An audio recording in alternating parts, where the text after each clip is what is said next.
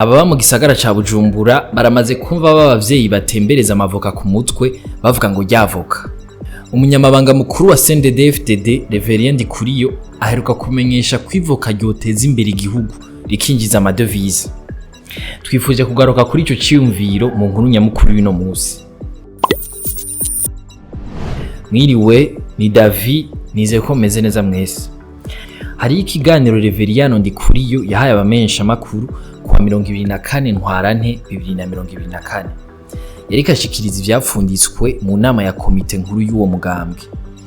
Igiterwa c'ivoka na cane cane ryo mu bwoko bwa ruhere ni kimwe mu biterwa hambavu y'ikawa n'icayi bigiye gushigwamwo inguvu kugira ngo bishobore kwinjiza amafaranga mva amahanga mu Burundi. Sijyambere abarongoye Burundi bashira imbere igiterwa c'ivoka ngo bagiteze imbere maze cinjiza amafaranga y'agaciro mu gihugu. Perezida Nkurunziza yarabikoze akiba umukuru w'igihugu c'u Burundi mu 2005. Hari amavoka bahavuye bita amapita yatewe henshi mu gihugu. Hari n'amashira hamwe menshi yaje gufasha mu guteza imbere ico gisata.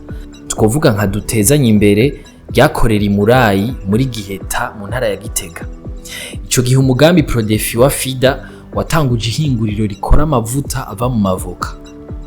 Ikibazo nuko bahingura amatoni 10 y'amavoka kandi bari bafise ubushobozi bwo gukora amatoni 50. Vyakomotse ku mwimbu muke w'amavoka bigaca bicumbagiza ibikorwa. Aho rero twomenya ko kuronka litiro ry'amavuta y'amavoka bishobora gutwara ibiro 25 vy'amavoka yari ubwoko bwiza n'ibiro 45 atari ubwoko bwiza.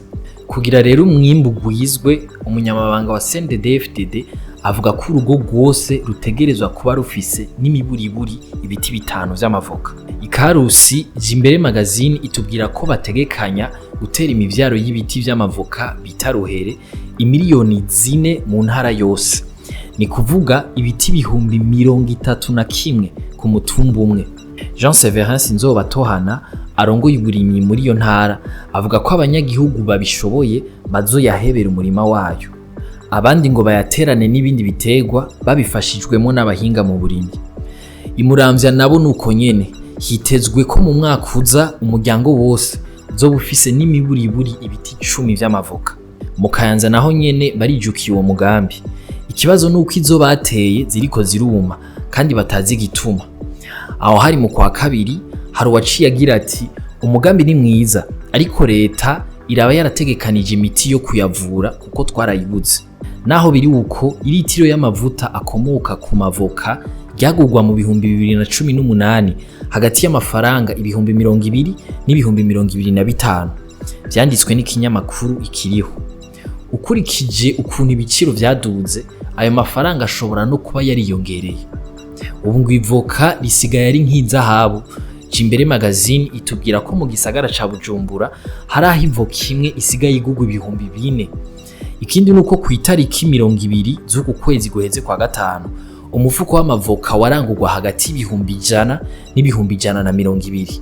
Hari urongoye koperative yo mu ntara ya Kayanza iranguza amavoka yemeza ko muri iyo ntara ivoka nyinshi zisigaye zishogwa hanze y'u Burundi. Agira ati ivoka isigaye igereranywa n'inzahabu. Ikiro kimwe tukigurisha amafaranga 2,200. Aho rero ziba ari ivoka 4 canke 5. Kubwiwe rero abona ko kugira ivoka zisubire kuzimbuka ari uko abantu bo kwijukira kuzitera ku bwinshi. Ngo na leta ifashe mu kubaronsa umuti wo kuzipompa kubera zisigaye zigwara cane. Pelagie Uwizeyimana asanzwe adandaza amavoka ati narigeze kuba ndonka inyungu y'ibihumbi 400 ku kwezi ndayakuye mu mavoka ku mutahe w'ibihumbi 50. Mu karere igihugu ca Kenya nico cambere cinjiza amafaranga menshi bivuye mu rudandazo rw'amavoka.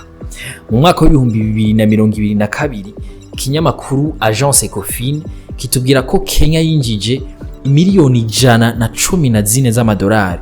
Tubibutse ko ubushikiranganje mu vyo bujejwe hari mu budandaji buherutse kumenyesha ko bazotanga impusha nshasha bita code exportateur zo gushora hanze ivoka.